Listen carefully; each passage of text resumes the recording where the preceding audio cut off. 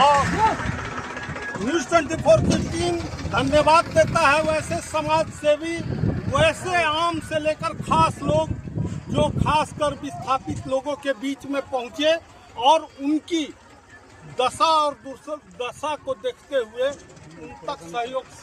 सड़क के ऊपर पोल है और पोल पे कुछ लाइट दिखाई बिहार सरकार का नहीं है, उजाला योजना का नहीं है, भारत सरकार का नहीं है। यह एक नौजवान समाज सेवी का दिन। क्या सर मुझे बहुत खुशी हो रहा है। सबसे पहले तो ये जो मिट्टी भरा रहा है ना, इसको देखकर मैं खुश हूँ। और मैं यही कहना चाहूँगा कि यही मिट्टी जो है भरत जी के जो मतलब जिंदे रहते में अगर ये सब काम होता तो आज भरत जी हमारे बीच होते। और कहीं ना कहीं ये सरकार की लापरवाही है। और मैंने एक कदम आगे बढ़ाया था, थोड़ी सी लाइट वगैरह लगवा दी। मुझे लगता है सरकार उसी से शर्मसार होकर जो है आज यहाँ पर जो है मिट्टी भरवा रही है। और क्या कर सकते हैं। नहीं, देखिए समाज और सरकार जी के सहयोग से ही अच्छे गांव समाज का निर्माण संभव है। आपने एक पहल की कि पोल, बिजली का पोल था लेकिन अंधेरा था, आपने लाइट, घर घर लोग उजाला हो गए। तो सरकार ने जो खासकर लाइव वीडियो में देख रहे होंगे कि भरत भूषण तिवारी ने सवाल उठाया था कि गड्ढे में लोगों को जमीन बाढ़ से निकले और फिर बाढ़ में आ गए।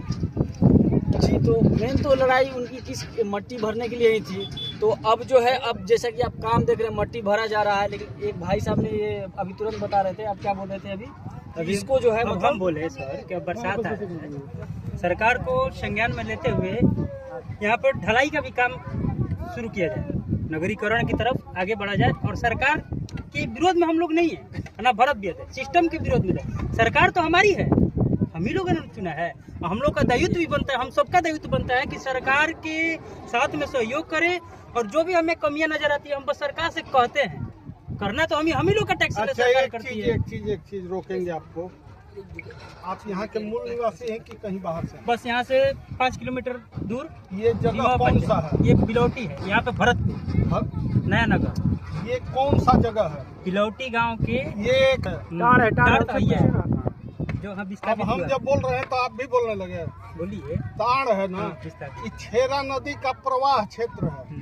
तो प्रवाह क्षेत्र में ले आके किसी को आबादी बसा दीजिएगा।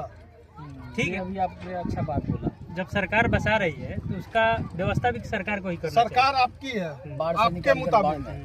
आपके मुताबिक सरकार आपकी जी, सरकार यही व्यवस्था आपकी दे रही है क्या? तो उसी के लिए हम लोग लड़ रहे हैं ना कि जब आपने तो गलती कर दिया, ठीक, गलती करने के बावजूद भी जब कोई आवाज उठा रहा है तो उसको आप दबा रहे हैं, ये नहीं चलेगा। वही हम लोग किए कि गड्ढा में लोग नहीं रहेगा, माटी भरवाइए। जब की माटी तो यहीं का था, माटी तो कहीं दूसरी जगह का था नहीं।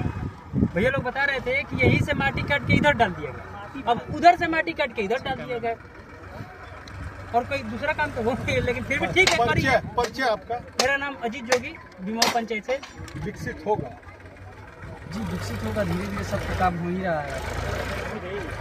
विकास दिखावा का नहीं है। अभी तो दिखावा का नहीं दिख रहा है, जहाँ तक मुझे लग रहा है। जो मिट्टी भरी जा रही है तो अभी तो अच्छा लग रहा है सब। और सुनते हैं जो है सरकार जो है शर्मसार होकर सुनने में कि 2-4 चापाकल भी गलवा रही है, तो वो भी मैंने देखा, अच्छी बात है। और हाँ, और वो चापाकल से मैंने अभी हम लोग ने पानी भी देखा, वहाँ पर बहुत खारा पानी है और पानी जो है गंदा भी आ रहा है।